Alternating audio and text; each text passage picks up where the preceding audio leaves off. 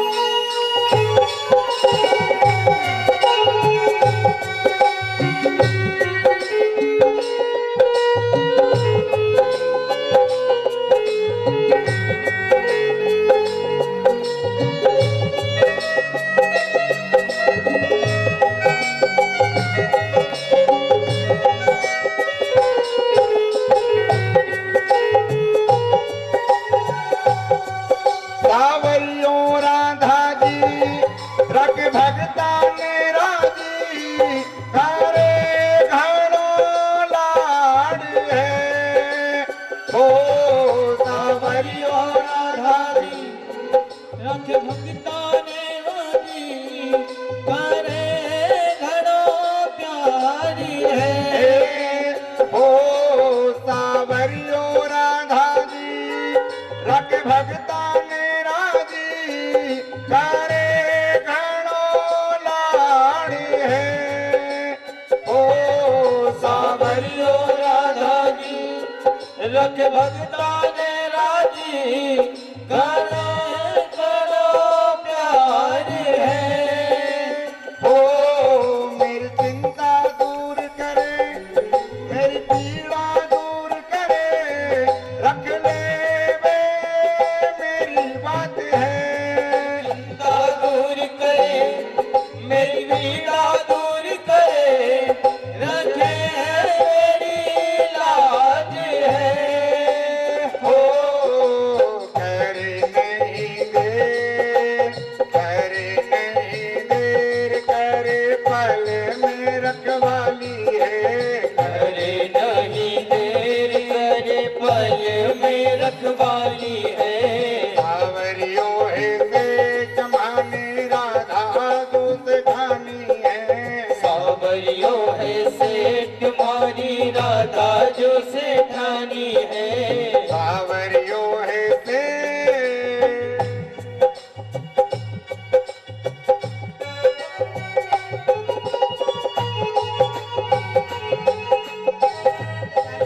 हाथ लेकर के ताली बजाते हुए जय हो।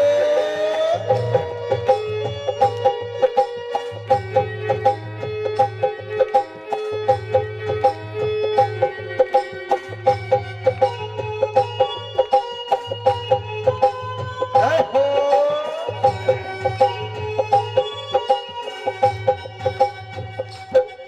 ना अन्न की कमी है ना धन की कमी है भरा भंडार है। ओ ना अन्न की कमी है न धन की कमी है भरा भंडार है। हो ना अन्न की कमी है ना धन की कमी है भरा भंडार है। ओ ना अन्न की कमी है न धन की कमी है भरा भंडार है। ओ दिलदार सावरियो दिलदार राधा जी लुटावे प्यार है। ओ दिलदार सावरियो दिलदार राधा जी लुटाए प्यार है। ओ करे नहीं देर करे नहीं देर करे पल में रखवाली है। करे नहीं देर करे पल में रखवाली है। करे नहीं देर करे पल में रखवाली है। करे नहीं देर करे पल में रखवाली है। तो सारी दुनिया जानी है सावरियो ऐसे। सावरियो है सेठ मारी राधा जो सेठानी है। सावरियो है प्रेम से सेठ ताली की सेवा देते हुए जय हो।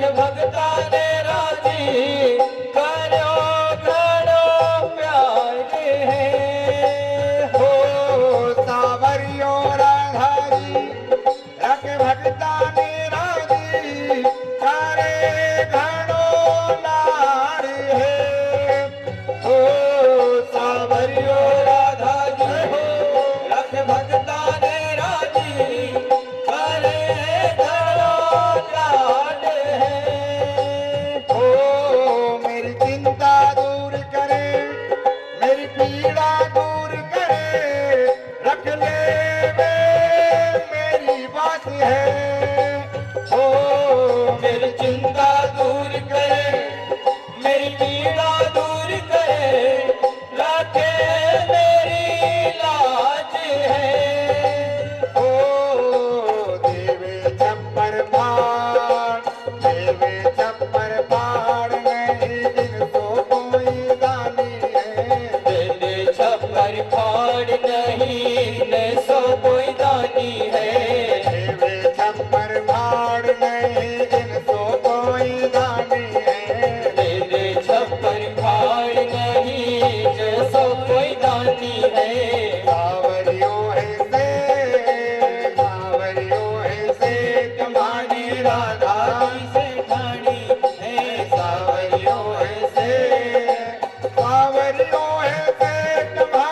राधा तू से जानी है ये तो सारी दुनिया जानी है सावरियो है से तुम्हारी राधा जो से ठाणी है सावरियो है से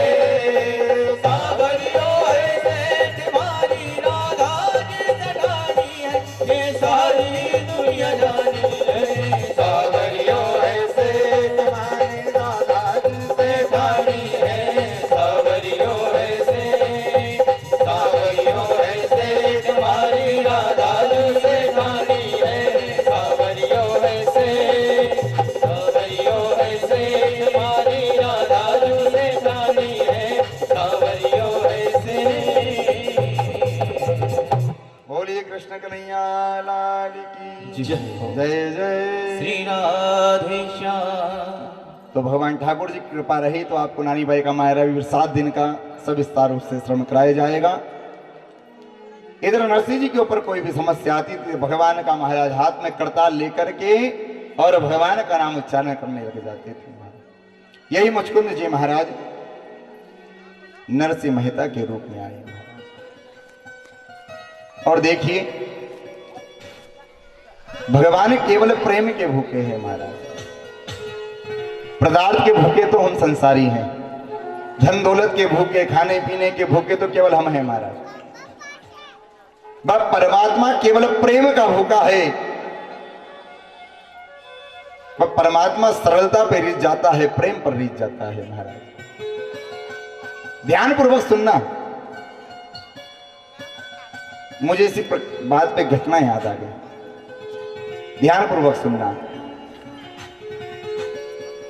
एक गांव में एक ब्राह्मण दंपति परिवार रहता था। उन्हें क्या कोई बालक नहीं था। अब बालक हुआ महाराज।